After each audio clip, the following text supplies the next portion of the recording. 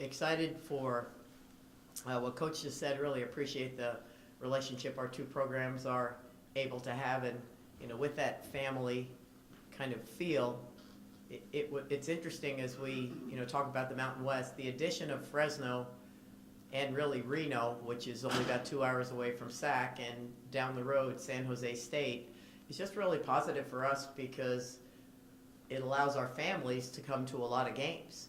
And I know I kept getting confused at Fresno because I kept looking at everything and assuming I was in Mountain Time. I'm always in Mountain Time. I'm always saying it's 3, which means it's 4. No, that means it's 2. No, that's why half the time you never know where you're going. And it was just so nice to be on a trip in league in the state of California, and B, to have a game as big as that game where, gosh, almost all of our families and extended families were able to get to the game. We have a lot of Northern California athletes on our team, and all their families were at the game as well. As Coach alluded to, Fresno got us round 1, and as I spoke last week, we'll never know if our really honing in on what we needed to do to improve is because they beat us. Because sometimes you just need to get smacked before you figure it out. But what we as a staff are most proud of is all the things we identified from Fresno round 1, the have-to-dos, if you will, we did. And we did it with authority. So really pleased with our team. It's that point of the year where we're really going to have to manage rest, preparation, because at the end of the day, as we all know, they seem bigger or smaller. At the end of it, you either check the box to the left or the box to the right, no matter who you're playing. And it's just one of multiple games. So excited for the week ahead, but really proud of what our team was able to do this past week with really being gone from campus 5 days to Boise and then to Fresno. Is it safe to say that was your best, most impressive win of the year from a coaching standpoint? I mean, coaching, playing, just kind of the whole thing. I don't believe they had lost in over a year there. They were 3rd in the nation. They had a 20-game winning streak, which was 3rd in the nation. They had a couple other things too, I'm not sure. And that's another, if you've been in the Fresno community and know anything about it, they're just far enough away and just big enough that they really, Bulldogs are it. And we knew, the game had a tournament feel, right from shooting. It's a beautiful building. If you've never been there, it's a beautiful building. It's very, it's a big-time building, and big marquee, blasting, 20 game, come this afternoon as the ladies make 21-game win streak, all of the entrails that go with that. We played well.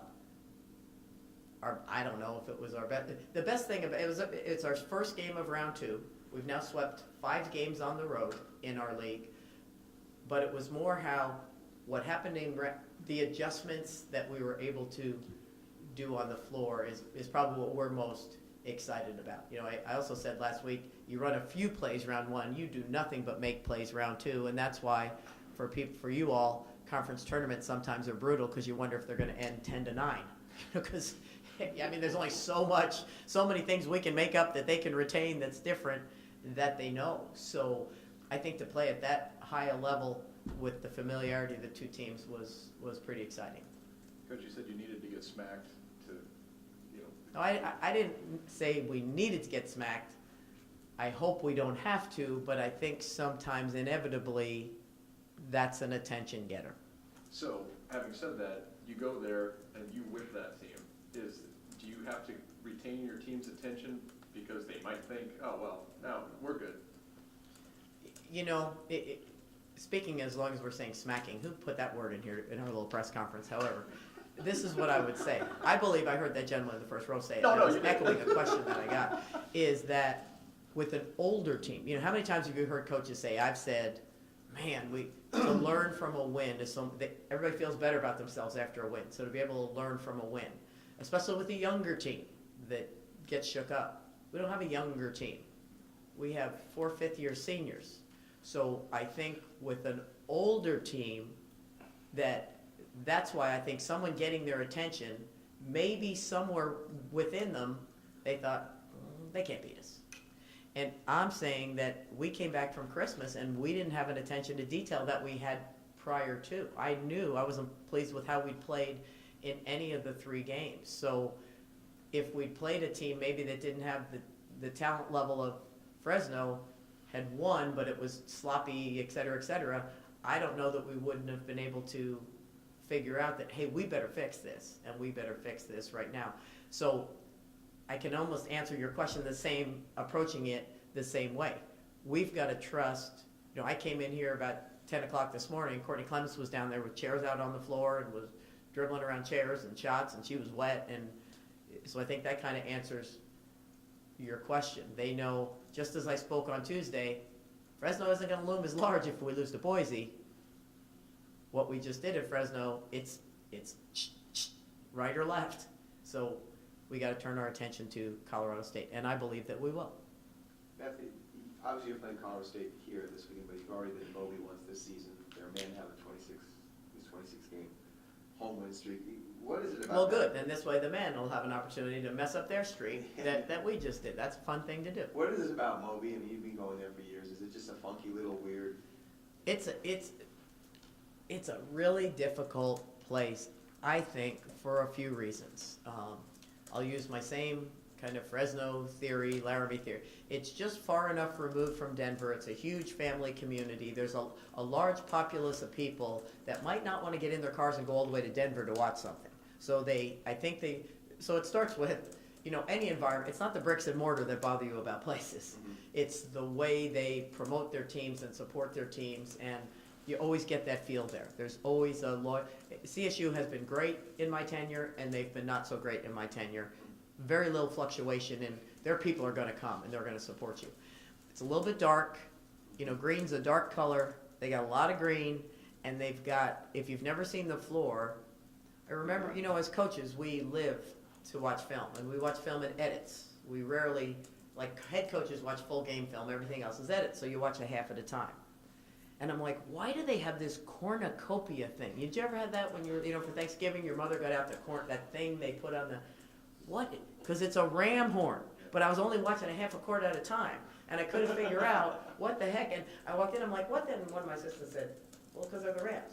I felt like an idiot. Now I've just told the whole world I'm an idiot. So it's kind of like they have this follow the yellow brick road on their that covers their whole floor. So it's dark. The floor is different than most. And I'm making most of that stuff up because what Coach will tell you is it's going to be whatever they see, it'll be that plus the fire marshal just giving basketball, your fans are so close. When you have fans, it gives you juice. And when you have juice and you're 20 years old, you think you can do anything. And there's many a sixth player that helps teams win games. We don't think you're an idiot. Well, I appreciate that. You don't want to smack me for saying that, or no? Good to know. Good to know.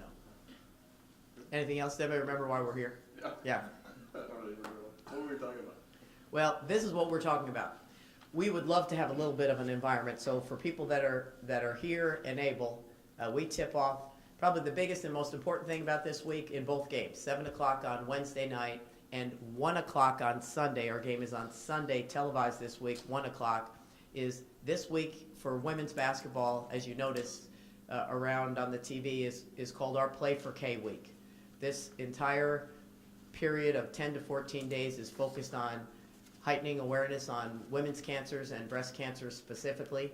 We'll be wearing pink uniforms and pink shoes on Wednesday, and pink uniforms and pink shoes on Sunday, as will our opponents. All in giving us the opportunity. We have some, both from Scripps has made some contributions of shirts. So I think the first group of people coming into both games will get some pink shirts. So this game is, whether it's CSU and San Diego State are going to play against each other on the court, but we're going to be united in one, is we want to contribute to the funds that are going to Play for K for the late great Kay Yao, and hopefully heighten some awareness with breast cancer. Anything else? All right, everybody. Thanks, Coach. Thank you.